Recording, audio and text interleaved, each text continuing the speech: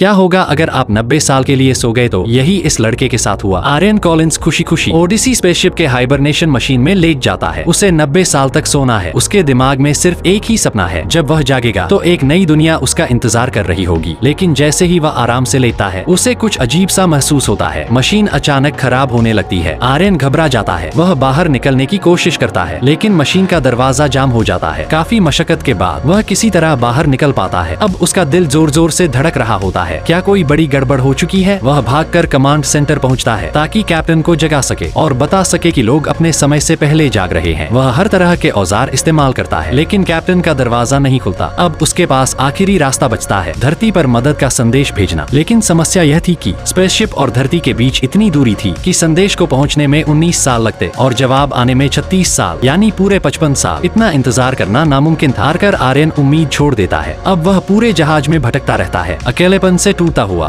फिर एक दिन उसे लगता है कि जहाज में कोई और भी है। उसका दिल तेजी से धड़कने लगता है। शायद वह अकेला नहीं है। वह तेजी से उस दिशा में बढ़ता है, लेकिन पास जाकर देखता है कि वह सिर्फ एक रोबोट है, आर्थर। अब आर्यन की जिंदगी एक ही कमरे और एक ही खाने तक सीमित हो जाती है। कई साल यूं ही बीत जाते हैं। एक दिन आर्यन की नजर एक हाइबरनेशन मशीन पर पड़ती है। उसके अंदर एक लड़की सो रही होती है, बहुत खूबसूरत, गहरी नींद में। उसका नाम था एलिना पार्कर। आर्यन एक ऐसा फैसला करता है जो गलत था। अपने टूलकिट से वह मशीन के साथ छेड़छाड़ करता है और एलिना को समय से पहले जगा देता है। अब पूरे जहाज में सिर्फ वही दो लोग होते हैं। धीरे धीरे दोनों करीब आने लगते हैं। एलिना के जन्मदिन पर आर्यन रोबोट आर्थर की मदद से उसके लिए पार्टी करता है। सब कुछ परफेक्ट लगता है। एलिना कहती है, अब हमारे बीच कोई राज नहीं होना चाहिए।